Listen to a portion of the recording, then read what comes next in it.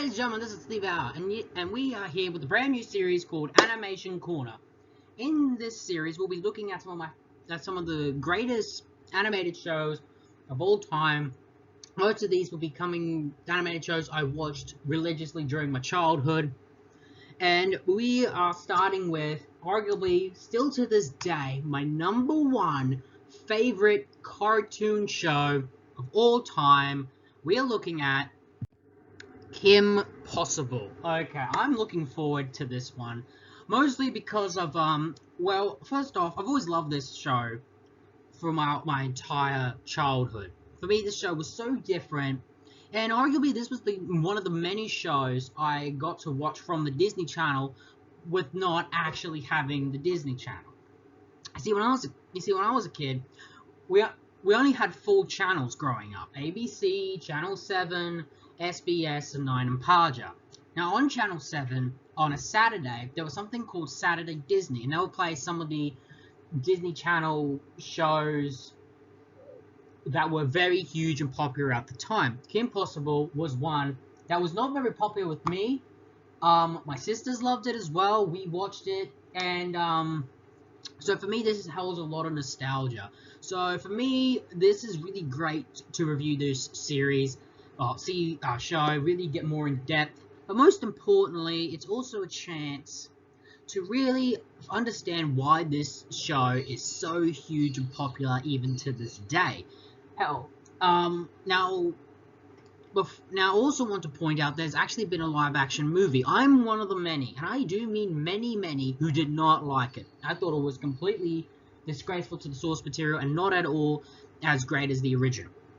But anyway, with that long, brief thing out of the way, first off, what is Kim Possible? Well, like I said, Kim Possible was an animated TV show that aired on the Disney Channel during the early 2000s. Now, according to my notes, it aired on, well, I should say, have aired on 2002 to 2007. Now, the show has collectively 4 seasons, 2 animated movies, which I will be honest are essentially 3-part episodes turned into a movie. That's what they essentially are. It was created by Bob Schooley and Mark McCockle. I hope I'm pronouncing that name right. Those two, of course, were the creators behind the show. And like I said, it aired on the Disney Channel. Now, the title character is named Kim Possible, a teenage girl tasked with fighting crime whilst on a regular basis coping with the everyday issues of teen social life, homework, the social scene, all of that. And she's accompanied by her best friend, Ron Stoppable, and of course his pet naked mole rat, Rufus. And they also have a 10-year-old computer genius, Wade, who supplies all the gadgets and runs her website, which essentially is how she goes on these missions. She goes on these adventurous missions where she essentially has a against a rogues gallery of villains, and the team of this crime-fighting team is called Team Possible. And that is essentially the premise. So essentially, interesting, this show is heavily influenced by the spy genre. You can tell that by clothing, but also the superhero genre with the rogues gallery of villains. But it also has teen drama because the main character is, of course, part of the teen scene. It's written in her character. And what I really love about it is, first of all, again, this was very different. Again, when I was growing up, believe it or not, I did not watch that many cartoons. As a kid, I mostly watched like these live-action teen dramas. Those were my bread and butter shows as a kid. This one was completely new. Hell, I can even say I didn't even see that much of Batman cartoons or Spider-Man cartoons until I got older. For me, this was really different and groundbreaking. It had witty dialogue, great action scenes, a bit of drama, but most importantly, what I really like about it is, first off, it's different, because for me, most cartoons, it's usually the male is usually the lead, but it's reversed. Kim is first off clearly the star, but she's not a damsel in distress, despite the fact she does have the appearance of what a damsel in distress would look like. but in reality, she is tough as nails, brightly intelligent, not scientifically, but intelligent enough, and basically the muscle of the team. Ron is sort of replacing as the damsel in distress, but Ron acts as Kim's, support, the support peanut gallery, to help weigh her from her determination. And I really love the pairing, and the voice acting overall in this is just top notch. The voice actors, of course, we have, first off, I want to start off with arguably my favorite character from the show, Ron Stoppable. Why? Because for many of us boys watching this as a kid, believe it or not, even though this was sent to be for a girls' cartoon, many boys watched it. And for many boys who were like me, the nerd, the guy that always got picked on, Ron Stoppable was like us. We viewed him as that. He was voiced by Will Friedle. Hopefully I'm pronouncing that name right, though 100% I believe so. And of course, that name should sound familiar. He voiced Terry McGinnis in Batman Beyond. And of course, he was on Boy Meets World as Eric Matthews. Essentially, he's the character, is the comic relief. He can be socially awkward, a little bit cowardly, clumsy, and is unpopular. However, he is competent enough to go out on missions with Kim, and is essentially, even though he kind of does screw up, and he has his known for his catchphrase "Booyah," and always losing his pants. And for many ways, he was, the comic relief of the team. But eventually, the character evolved to becoming something far more very interesting. And of course, his name is clearly a pun of Unstoppable, Ron Stoppable. Now, of course, let's talk about Kim. Kim Possible is, of course, the play on words on impossible. And her name, Kimberly Ann Possible, Kim Possible, was voiced by Christine Carlson Romano. Hopefully I'm pronouncing that name right. And she is a confident, adventurous, and popular high school student who moonlights as a crime fighter. Now, these voice actors have at least a connection to Disney. Again, Will Friedle does a lot with Disney nowadays, I believe. He was on the Girl Meets World, which was a sequel series to Boy Meets World. And Christy was actually on, I believe, Even Stevens, the same show with Shia LaBeouf. I've never seen that show, but I heard it was quite popular. Now she's really the main star. She's an A-straight student, and she has her so many catchphrases. No big, so not the drama, what's the sitch? Which was a short version for situation. And she was, first off, the fact that they have a lead female in a cartoon to really be the lead star of any program is always going to be revolutionary to me, even by today's standard. That's still very new. But also, just like how she presented herself, how she portrayed herself, she was absolutely fantastic. We also have Rufus, who was voiced by Nancy Cartwright, and was Ron's pet naked mole rat, who accompanied Kim and Ron on their missions, usually traveling in Ron's pocket. In many ways, he's kind of like the mascot of the team, usually to help to get to small places, just like Ron provides comic relief, and Ron views Rufus as a member of his family rather than a pet, and Kim likes Rufus too. And there's nothing more we could say. He is fun. The fact that they managed to make arguably what many people would view as an ugly animal into a cute, adorable animal that we all loved to watch is for me absolutely genius on the creator's part. We also here have Wade Lode, portrayed by Tejo Moru. Sorry, I'm definitely butchering that name. And he is a 10-year-old computer genius who informs Kim and Ron on upcoming missions from his bedroom, and remotely assists them and gives them equipment to use in their, fight against crime with a lot of gadgets, such as the hairdryer that's actually a grappling gun, and usually communicates to them what is called the communicator for a lot. And Ron maintains Kim's website is how they get all these missions. Interesting is also he also provides their travel destination. So essentially, he really is responsible for making the team run. An interesting gimmick was that he never left his room. He did on some occasions, but he always stayed in his room. Other characters we've got are Monique, who was portrayed by Raven Simone, and if that name should sound familiar, she was on That's So Raven. Essentially, she is the classic Kim Possible's best friend, and she is a nice, fun character, and I think she was heavily brought to life courtesy of Raven's performance. And of course, she too has a past with Disney. Another character included Kim Possible's high school rival, a fellow cheerleader, because Kim Possible is a cheerleader in the show, Bonnie Rockwaller, voiced by Kristen Storms, and she absolutely is perfect casted. Her voice just makes this character work. An interesting fact, her character is kind of like Kim's opposite. Selfish, inconsiderate, and views herself as popular, and essentially views herself to be better than anyone else.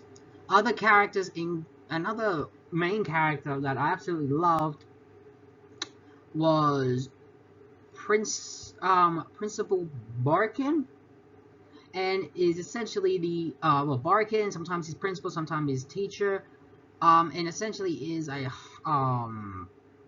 student. Is essentially Kim, Monique, Ron, and Bonnie's teacher at school, and essentially plays that kind of role, mostly hard towards Ron than Kim, and he is a real joy to watch on screen, hands down. And the voice actor should sound very familiar, and that goes, of course, mostly because he too has a connection to Disney. The voice actor for Barkin is voiced by Patrick Warburton, and I'm probably pronouncing that last name wrong, but he, of course, was on The Emperor's New Groove as Kronk, but he also was on Family Guy as Swatson, and of course, for me, any voice actor should really appreciate this guy. He's known for really comedic, but he also has such a commanding presence that you just can't help but admire. I've always loved this guy. He's always been one of my favorites, and he's brought to life so well. He's fun. Rounding out most of the cast, the rest of the cast is, of course, mostly members of Kim Possible's family. Mr. and Mrs. Possible were voiced. Dr. James Timothy Possible was voiced by Gary Cole. Who plays the father. He does a remarkable job. Dr. Ann Possible was voiced by Gene Smart. And they are essentially Kim's parents. Kim also has younger twin brothers. Originally voiced by Sean Fleming and later Spencer Fox, and those two are portrayed as very young geniuses, often getting on a sister's nerves.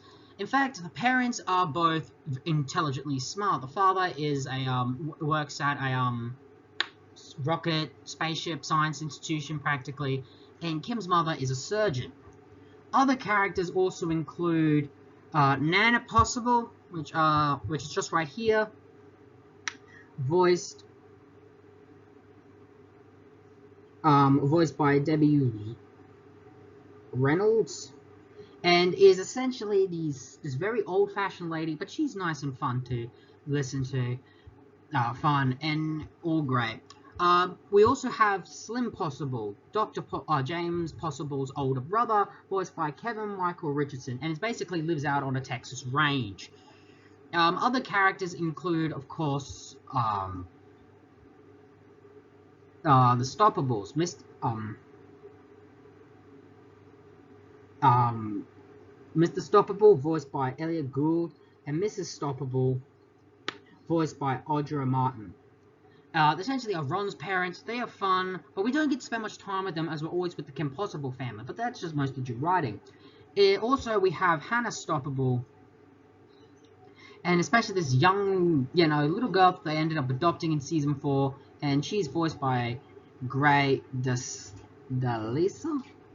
I'm probably butchering that last name wrong, heavily.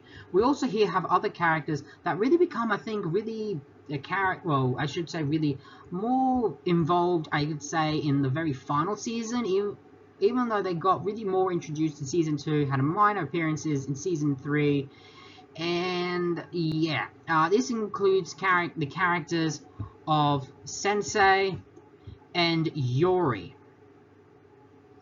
who are voiced by... Okay, Sensei is voiced by George Takei. That name is huge in Star Trek circles.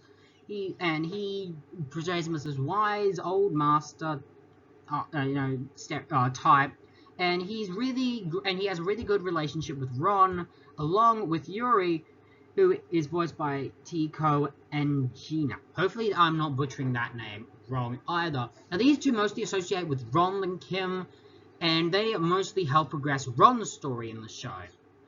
And yeah, that's mostly them. But of course, because this is a crime-fighting show, we need to talk about the villains. These villains are, most of them are in Kim's Rogues Gallery, others aren't.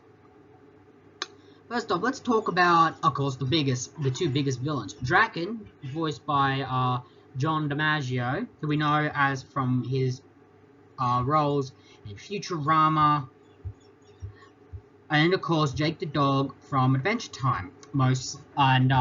He plays Draken as a stereotypical mad scientist, and appears in the majority of the episodes of the series as Kim and Ron's true arch nemesis.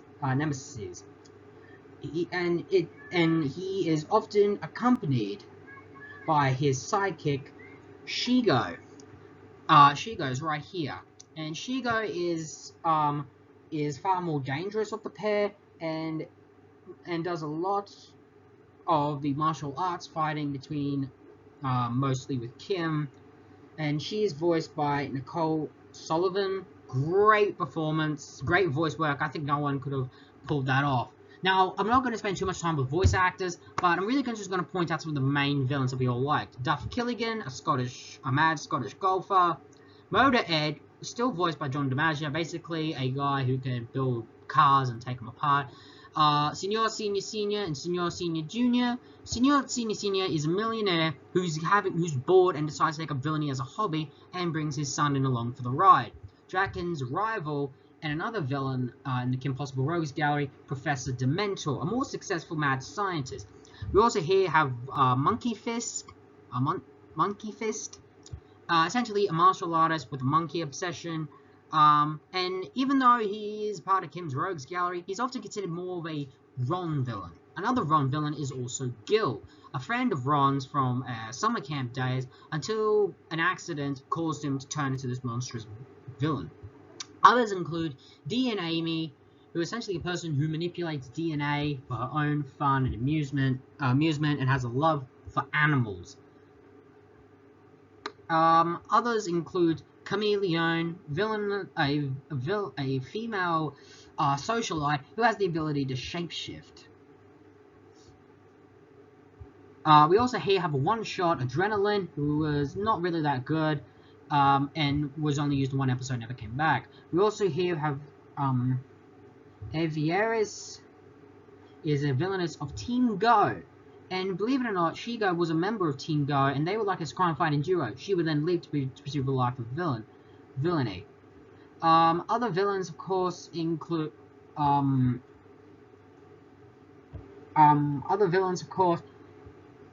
would include Electric Neek, another not really Kim Possible, but I really should say Team Go villain.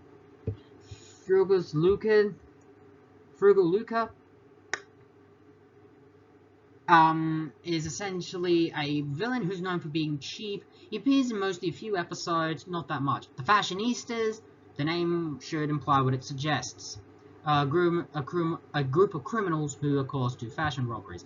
Here's the master, a villain obsessed with math. Don't know how anyone could.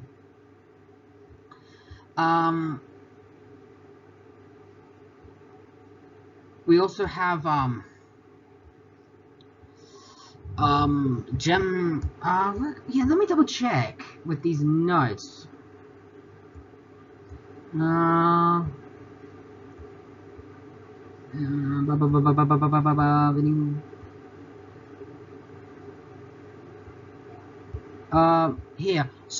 Here, Warhawk and Warmonger. Aliens are mostly appeared in season 4. We'll just thought we might as well. Here is our White Stripe. Made a single appearance in season 2 and was an actor who believes he's a villain, and was made a part of a special episode that had Adam West voice a character named Tim North, an actor who believed he was a crime fighter, the Fearless Ferret, but was actually a TV show, but reality, you know, warped his mind a little bit. The same with this character. And of course we have I believe it was, yeah, just let me find this character. It's been such a long, oh yeah, Gemini, and essentially is a head of a secret criminal organization, World Evil Empire, and essentially appeared in one episode, doesn't really, and appears in a cameo. Too bad he never appeared more. I really would have loved that. Anyway, with all that, and probably the longest me of explaining characters and voice actors, let's actually get into reviewing season by season. Let's have a look at season 1. Now, like I've always said, every time it comes to a TV show's very first season, its primary job is to set up the series, to set up the format. And here we are introduced to Kim's two social lives, the crime fighting, taking down some of the villains who want to either conquer the world, usually that's their main objective, but also at the same time we also get to see Kim's social scene. And here we also get to see her dynamic with many of the supporting characters and other main characters, such as Kim's relationship with Ron in this season as friends, Rufus, the naked mole rat, Wade, and of course her family. Really a lot of the groundwork was really introduced here, and here we're also introduced to the comedy that we're known for, the action what we're known for, but also the TV show's animation and design. First off, it's more simplistic. Rather than being very creative or very detailed, it's very simple. And that's because the show was heavily, of course, inspired by the 60s culture. There was, of course, some great episodes to come out in Season 1 of Kim Possible, including what, if I recall correctly, its pilot, very first episode was arguably its most influential. Well, it is still regarded as one of, if not the greatest episode of the series.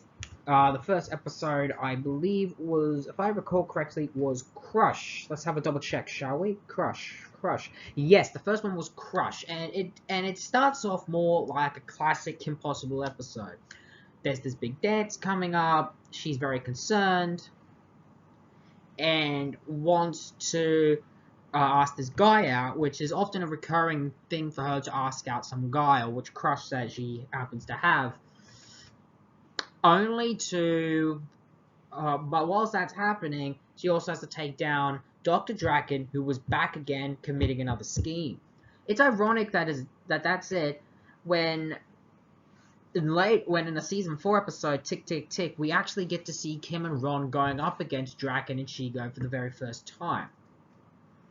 Others include, things that we come to know for the series includes the Bueno Nacho, which is the fast food joint they always go to. We also here get introduced in this Monkey Fist Strikes, which is essentially a more Ron-eccentric episode. Sometimes the series would have the supporting characters take a role in the story. Here's where we get introduced to Monkey Fist, and here this laid the groundwork for a subplot that will continue later throughout the season, throughout the series, which will pick up in an episode in season 2 and season 3. And that's, if I could really be honest, season 1, even though it's great, it's fun, the episodes, I can admit, with me personally, they're not, no, I don't really think there's really any terrible episode to really come from season 1. I really felt there was a lot of good episodes, but most of them were fun entertainment episodes, rather than, I think, would say groundbreaking. But that's the thing, it wanted to start the series. I thought it did remarkably well. Also, when looking in season 1 animation compared to the rest of the series, it can look a bit weird, a little bit dated, but that's because it was really early 2000s. The others would become more, I guess, more slicker and less clunky. And I'm not going to say that season 1 was terrible, but I will admit, as season by season went on, I felt it picked up quite a lot as we went on. So I really can't say that season 1 was terrible. It laid a lot of the groundwork, a lot of the character dynamic. Some of our favorite villains got introduced: Draken, Shigo, Monkey Fist, Duff Killigan, and of course the Senor Senior Senior and Senor Senior Junior being, of course, some of the of course, well-known villains in the Rogues Gallery.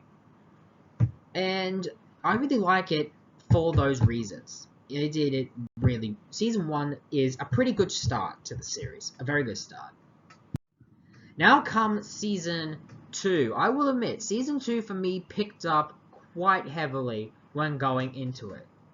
It also introduced for me a lot of very interesting episodes. First off, let's look at the very first episode for the season. The very first episode, sorry, bad throat, was Naked Genius, where another Draken scheme, Rufus ends up becoming a super smart,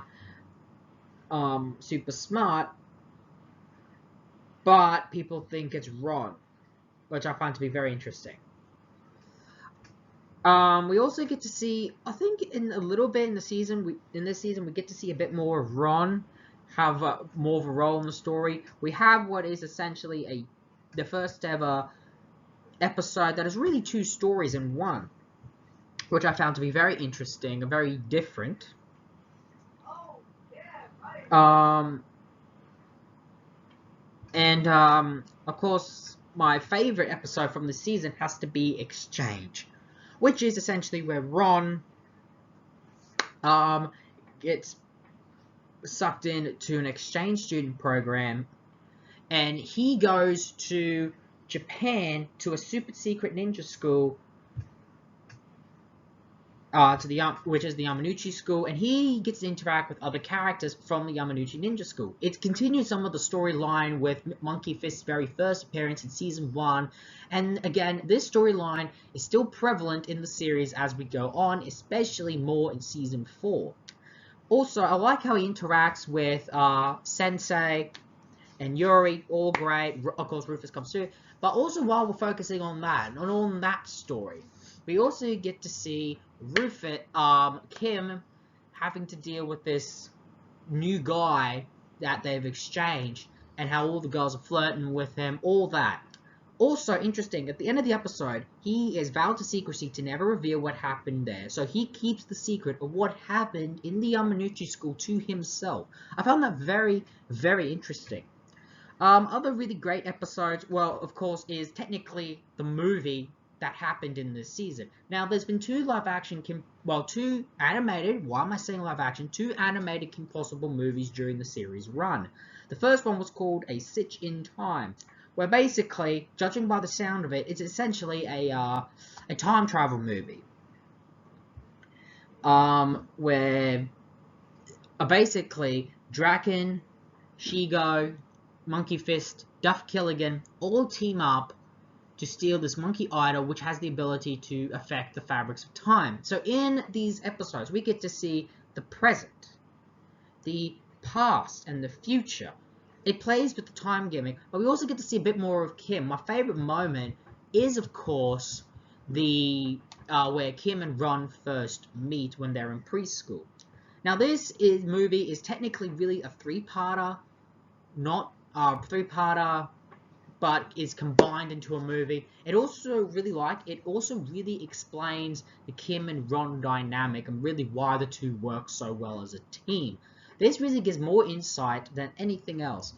Other really great episodes I really liked from this season included its Christmas special, which is a really fun one, a very possible Christmas. Other includes another storyline that was introduced in season 1, Return to Camp Wannaweave. In season 1, we go to this camp where the team goes up against Gil. We get a bit of a Gil backstory, and it's more Ron. Some of my favorite episodes are the one that really have Ron, but at the same time, we do see a bit of Kim get into some danger in this season, such as in the episode Blush, where she ends up coming into contact with some kind of gas, and essentially when she blushes or feels embarrassed, a part of her begins to disappear, and it's a race against the clock for Team Possible to get an antidote just in time. Another favorite episode of mine is Motor Ed, and this is where Kim meets a new friend, Felix. Now, Ron and Felix hit it on like old time, become really best friends. But she feels a little bit uncomfortable, not because she hates him, but because he is in a wheelchair and doesn't know how to act around him without making him feel bad or insulted. Now, that is really interesting that the show would go and do that. How can you, hang out with a person in a wheelchair without making them feel, like disabled and not making them feel terrible? Kim has to be careful around that. But Ron just treats him like a regular dude. I like how we could see that some people can be like that, and some people who aren't mean, but are trying their best not to offend them. That's what I really love about that episode. Another one I think we also get is another favorite episode of mine. Is it Tutor? Yeah, Tutor, where basically, in school, Ron and Kim become part of the home ec class, and Ron excels in this class, and Kim doesn't do so well, to the point where he's essentially tutoring her, whilst at the same time, Senor Senior Jr. is getting tutored by Shigo, hired by Senor Senior Senior, to teach him to be a better villain. And these two and Shigo and Jr. have such a great character working dynamic. They work extremely well. And it's shown that the two are essentially work well as a pair, and this also changed Junior's character to be a little bit more of a competent villain, while still staying true to the personality that was introduced. Other really good episodes included one rewriting history, where Kim goes on a class assignment and finds out some facts about her ancestor that doesn't show her family in a good light. She has to prove that person's innocent. Now, how the episode ends, I won't spoil it, but let's just say it's a trope that has been used so much in TV. And overall, this season for me picks it up extremely well. Some of my favorite episodes came from this season. A lot of good storylines were kind of introduced. Also, interesting fact, when the series began, I like how the character Kim and Ron were seen as friends, nothing more. But there was always a hint that the two liked each other.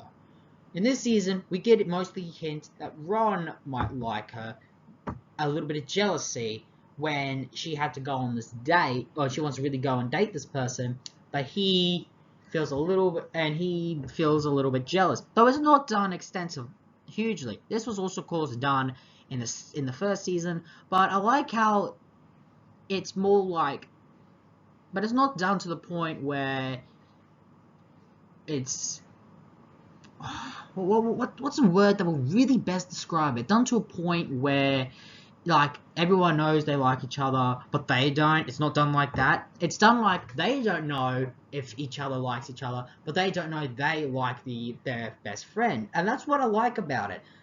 They treat the friendship like an actual friendship. that has some squabbles, but there's really nothing much. So far for me, this really picks it up heavenly, and I think the second season really came into its own heavenly. Don't get me wrong, the first season was great, but the second season I felt the show came into its own and established itself really well. Season 3. It should be noted, Season 3 can be considered its very best season, and I agree. I loved Season 3 so much.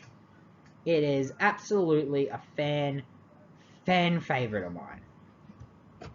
The reason why it is my favorite is probably due to the fact some of my favorite episodes from this season alone are in here. First off, it has what many of us consider the best, the greatest Kim Possible episode of all time, and that is Emotion Sickness, where in that episode, during a fight in another lab that Draken is about to steal from, Kim and Shigo end up getting what are called modulators on their necks, these devices, and Ron accidentally picks up the remote, and he doesn't know that what he's fiddling with is causing these people, causing Kim and Shigo to change their moods, their emotions. And as a result, we go through them being angry, sad, happy, confused, and arguably the best bit, love. This is arguably one of the greatest examples of a series doing fan service. This whole episode was fan service to fans who were always, shipped Kim and Ron being a couple since day one, and to see if it would work.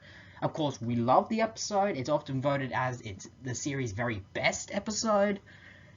And most importantly, it showed what these two would be as a couple. And it also resulted in them having their first kiss.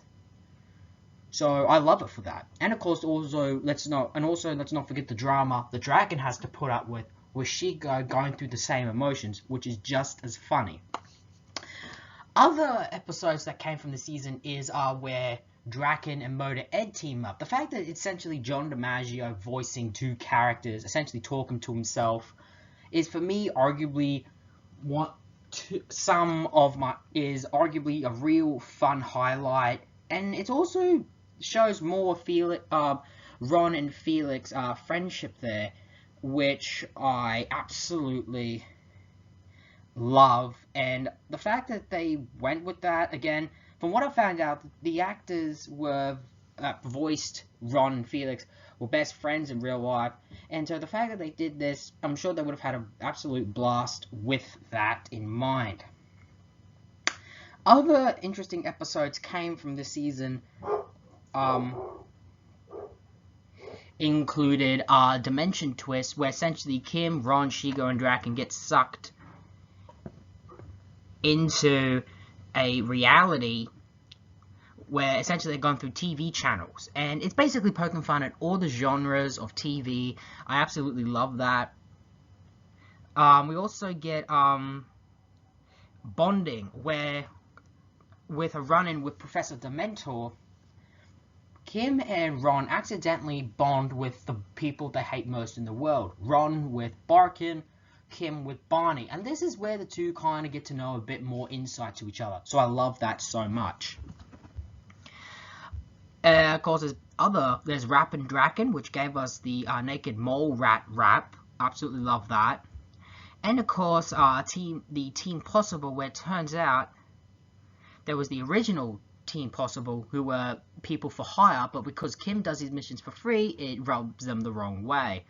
We also have, and the mole rat will be CGI, which essentially is a person trying to turn Kim's life into a movie.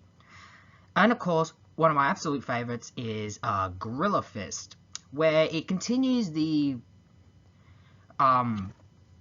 super secret ninja school that Ron, of course, knows and has to keep secret from pretty much everyone, is back. Where here, it turns out Sensei has been kidnapped and Yuri has to comes and asks Ron to help out. but because of our secrecy, he can't tell, but because Sensei's in trouble, he doesn't hesitate. So that shows that Ron, despite being essentially cowardly and not much of a fighter, is loyal to his friends. And that's one of the many reasons I've always loved Ron's character. But we also get a side to Kim's character being a little bit jealous. As everyone keeps saying Jellin, but she says she's not jealous. And that the thing is, when Yuri comes, no one knows who Yuri is. And she's a little bit jealous that this woman has a bit of control over Ron. And as a result, she asks Wade to do some digging, and they can find nothing. They poke a little fun at the whole thing, how she is definitely gelling, and this might be Ron's girlfriend. Of course not. It's all good fun. But what I like most about it is this one line they say in the episode. When Kim is realized she's gone to a wrong location, or they've left, she says, "Is this Yuri girl dragging him around the world?" And Wade looks at her and says, that sounds familiar. She's literally saying out loud what she has done to Ron over the years. Again, a lot of good episodes and a lot of fun and creative episodes came out this season, including what was supposed to be the original series finale. You see, the series only wanted to last for 3 seasons, and that's it. Now, we've had 2 animated movies, which essentially are 3-parters. One included So the Drama. Technically, it aired during the whole Season 3, but in reality, it is essentially the Season 3 finale, in all honesty. That's what it really is. So in this, So the Drama, it's essentially Shigo and Draken are back again, trying to pull off another to take over the world scheme. And the opening is so fantastic. It feels more cinematic this time around. Again, they wanted this to be the finale, so they wanted to do this. Again, the movie / 3-parter is called So the Drama, a play on words to Kim's catchphrase, So Not the Drama. Anyway, I love the opening. There's a bit of reference to Tim Burton's Batman. Absolutely love it. And a thing I really love about it, most of all, is, first off, not only is Draken up to a new scheme, but part of his scheme is to also get in Kim's head and find the #1 weakness. Draken has done that before, but this time he's going at a different approach. He's doing a teen research part of his plot. Now, what I like about it, as we're given hints to the plot throughout the episode and how it all comes together. He wants to kidnap a Yakasumi-san, who we remember from the very first episode, who creates toys. He also wants a research project from Kim's dad, Syntho drones with performance enhancement upgrades and teen research. Shigo can't figure it out, and in his mind, that's good, because if she can't figure it out, he can't figure it out. And even Kim says she can crack Draken's plots easily, but she can't crack this one because it's so random. Other than that, trying to figure out Draken's scheme, which is all fun, there's also another side to the plot. The prom's coming up, and Kim doesn't have a day.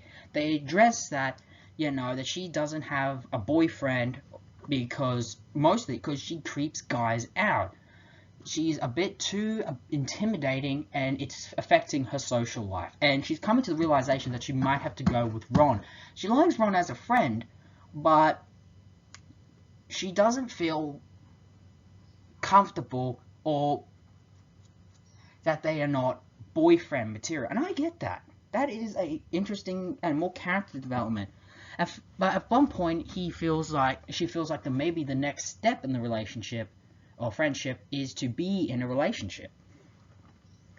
But then a new guy comes named Eric. And already, this guy sweeps Kim off her feet and is ultimately the boyfriend of her dreams. And as a result, Ron realized he has feelings for Kim. And first he's kind of jealous because he feels like he's been kicked out of her life. And I like this one moment where Kim says to Ron, "We're growing up, we're not in pre-K anymore," and in many ways Ron still wants to live in the past. But another scene I like is when he's getting his suit on to go to a prom, go for this big thing, the prom, he realizes that he does have feelings for Kim and needs to address it to Kim. We get a lot of references to previous episodes. Again, this was the intended finale. But Ron realized What if Kim doesn't feel the same way? He doesn't mind not being in a relationship, but the one thing he cannot live without is not being friends with Kim. So he decides not to ask her and instead accept maybe being befriended. But then, of course, we kick up and I like how the second plot is getting character insight to these characters.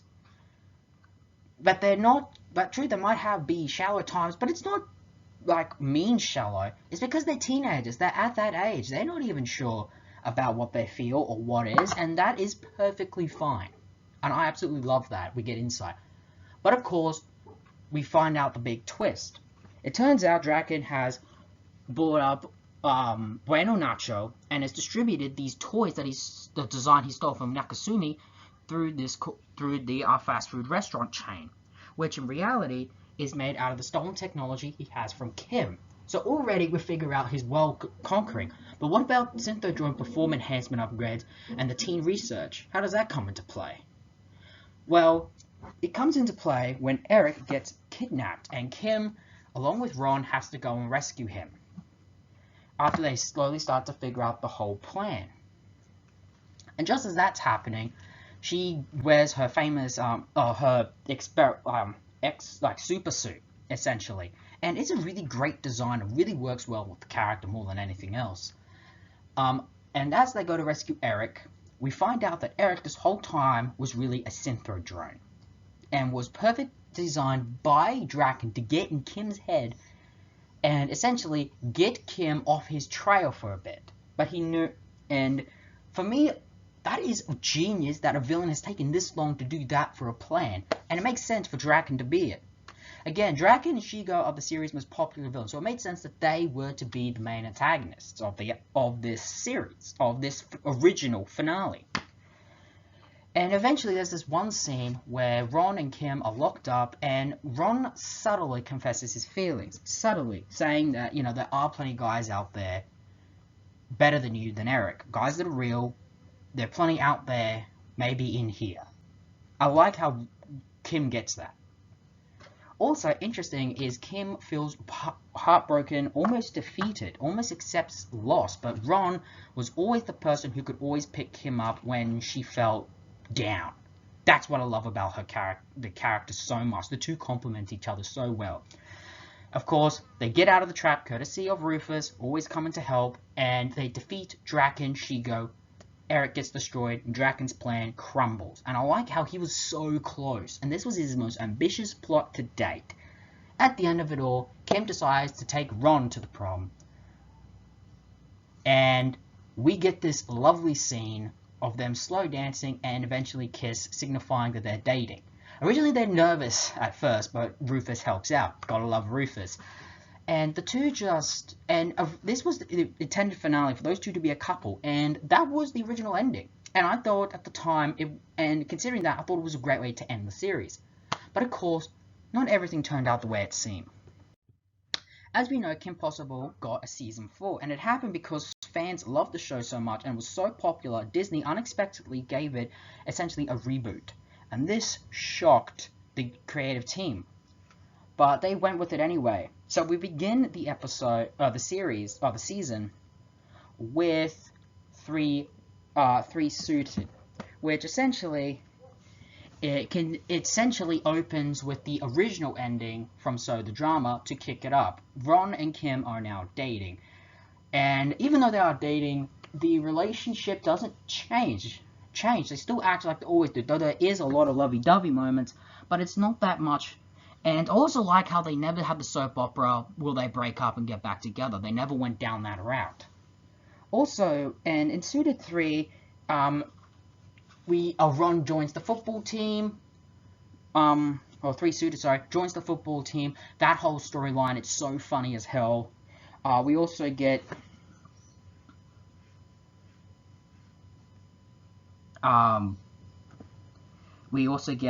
new villains introduced this season. In Trading Faces, we get Chameleon, always fun to see. The Cupid Effect, another fun episode, which is essentially a Valentine's Day themed episode. I love that one. Car Alarm, Kim gets her own car, where and I love how that whole thing transpires. It's fun as hell. We also get another one, Close-Minded. Kim's classic mission suit is getting destroyed. It's been got destroyed, and she gets a brand new one, and it's the one you're seeing on screen. It is actually a beautiful looking costume, and it really also looks like Kim has matured a lot. Interesting how Kim always got suit upgrades, but Ron always stuck with the same one. Never got a update, which I always found really weird.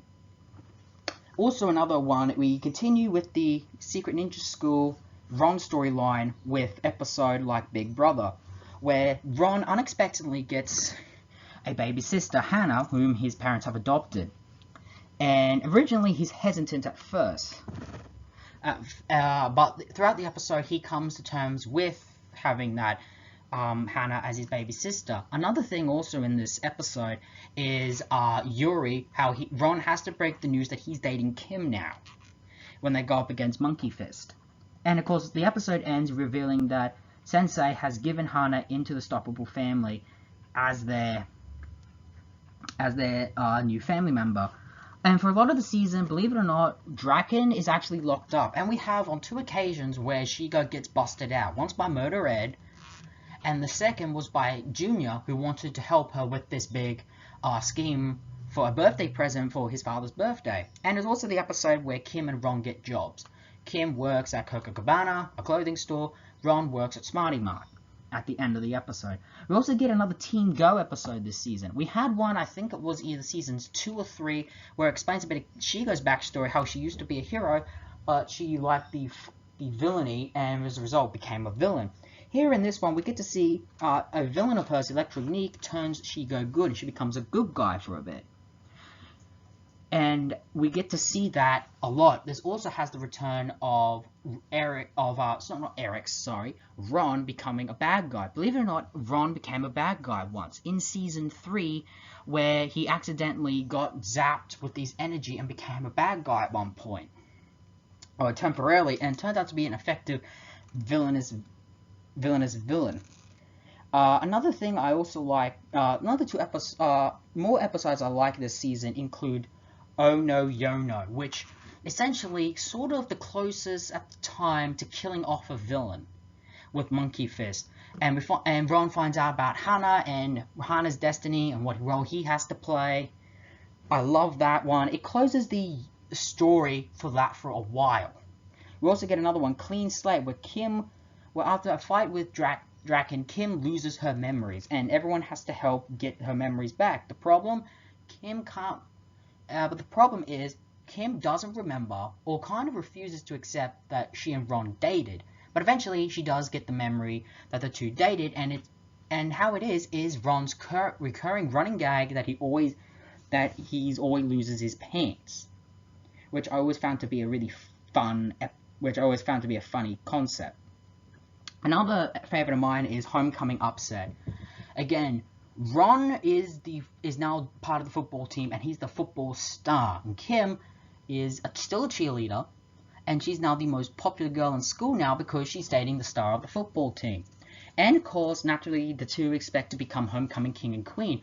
But to Ron's shock and everyone else, Homecoming Queen goes to Bonnie, courtesy of Bonnie rigging the election, because her old boyfriend dumped her and tries to make a move on Ron. We get nice, funny moments, some laugh out loud.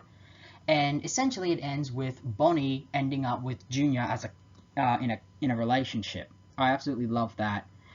And of course, let's get to the season finale, the real series finale. In this finale, it's a 2-parter, Graduation. Again, by season 4, they establish Ron and Kim are now seniors in high school. They're a bit more mature, and essentially Ron is now worried because Kim has been accepted to go to so many colleges and is worried that their relationship won't last after graduation. I personally love this 2-parter. They bring in Warmonger and Warhawk. Well, Warmonger appeared in an episode in this series, but she returns along with essentially what's revealed to be her husband / love interest. So essentially, the aliens try to take over the world and get revenge on being humiliated. And also this, and I can't reveal the ending, but I do know there is a Grease reference. Draken gets plant powers, and it's fun, and also it finishes Ron's arc of having mystical monkey powers that was introduced way in season 1. Also, we get to see that Kim is also worried about the future too, more so than Ron, and I just absolutely love that moment. It's fun and great. This is a really good finale. Now, do I personally feel it was a better finale than So the Drama? Well, to be fair, So the Drama was an actual movie. This is a two-parter. So I can't really say it's better, but I can say it is a really fun finale, to say the least. It's a fun finale. So with that said, Kim Possible, for me, it's one of the biggest nostalgic shows I've ever had the pleasure to revisit. With a lot of great characters, great action, comedy, drama. It's just so great. It's good. It's nostalgia of your childhood, and I like how the characters slowly evolved with the seasons, especially when seasons 3 and 4. I consider seasons 3 and 4 to be arguably the show's best seasons. So with that said, how do I rate this series? I rate it 4 out of 5 stars.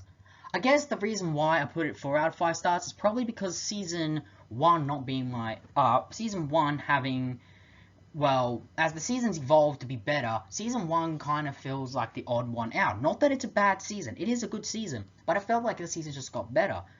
And of course, maybe I would have liked the season 4 finale to be a movie rather than a two-parter. Nothing against that.